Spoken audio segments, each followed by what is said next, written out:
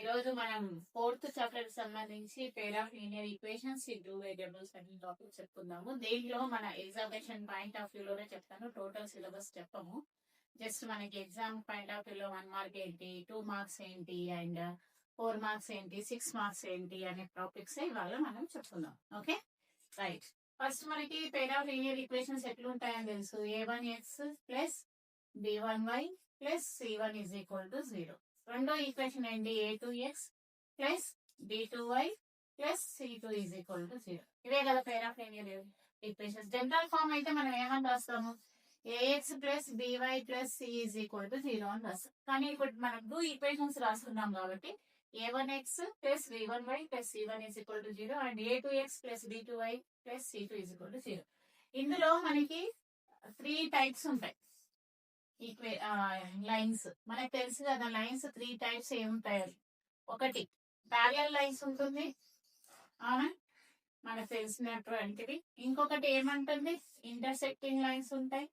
ఇంకొకటి ఏమంటుంది, dependent lines ఉంటాయి. అంటే ఒకదాని మీద ఒకటి వచ్చేటటువంటి లైన్స్ ఉంటాయి.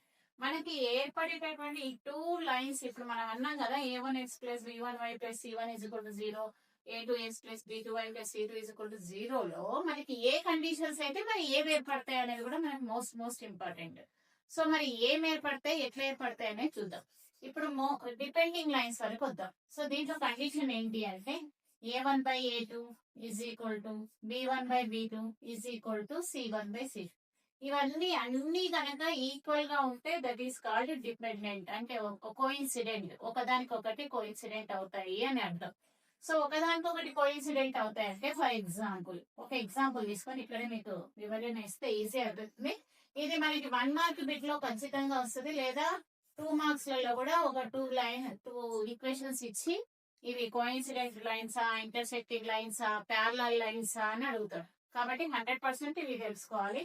ఇప్పుడు సపోజ్ నేను ఒక ఈక్వేషన్ రాస్తున్నాను, 2x plus 4y is equal to 8, 4x plus 8y is equal to 60. Okay, ఇప్పుడు చూడండి నేను ఏమన్నాను, ఇది a1, ఇది b1, ఇది c1, ఇది a2, ఇది b2, ఇది c2 కదా. సో ఇప్పుడు చూడండి a1 బై a2 అంటే 2/4, b1 బై b2 అంటే 4/8, ఇది 8/60. చూడండి 2 1s 2 2s అంటే 1/2, ఇది కూడా 4 1s 4 2s అంటే ఇది కూడా 1/2, 8 1s 8 2s ఇది కూడా 1/2. ఇవన్నీ ఈక్వల్ గా ఉన్నాయి కదా, అంటే వీటి లైన్స్ ఎలా వస్తాయి, ఒకదాని మీద ఒకటి వస్తాయి అన్నమాట.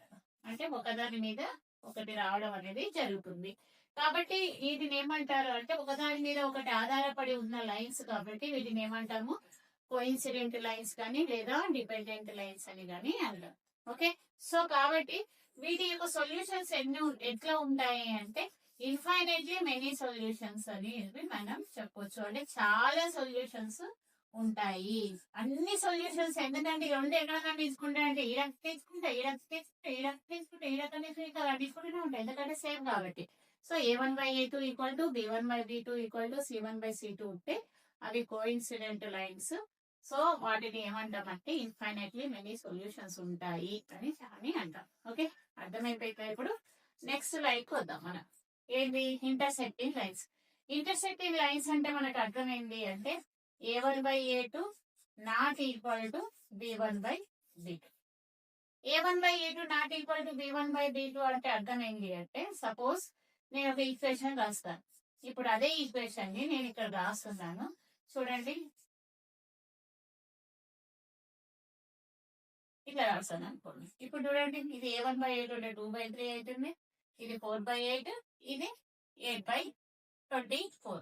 సో 2/3, ఇక్కడ 4 1 4 2 ఎంతకు ముందు తెలుసు కదా 1/2, ఇక్కడ 8 1 8,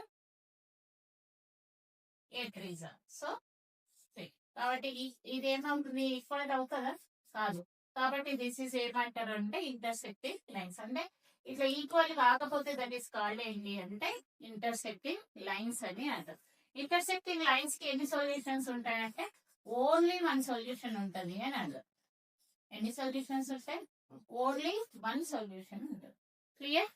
అండ్ ప్యారలల్ లైన్స్.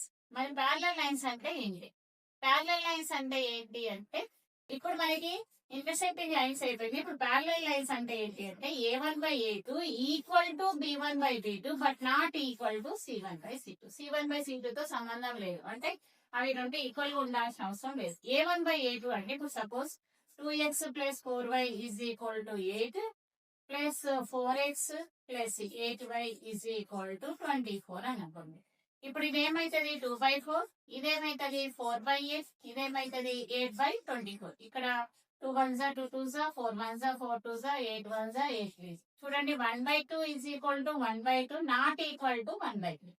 అప్పుడు ఏమొస్తాయి లైన్స్ అంటే ప్యారలల్ గా వస్తాయి. ఇప్పుడు ప్యారలల్ గా వచ్చినప్పుడు ఏమైనా సొల్యూషన్ ఉంటుందా అంటే అసలు ఈ రెండు ఎక్కడైనా కలుసుకుంటాయా? కలుసుకో కాబట్టి ఇక్కడ ఏంటిది అంటే నో సొల్యూషన్. ఇక్కడ సొల్యూషన్ ఏ ఉండదు. వాటికి XY వాల్యూస్ ఒకే దగ్గర అంటే ఒకే ఖండించుకునే దగ్గర ఉండవు. So this is the equations. First parallel lines, intersecting lines and dependent lines. Conditions ఏంటి అంటే parallel lines A1/A2 equal to B1/B2 not equal to C1/C2.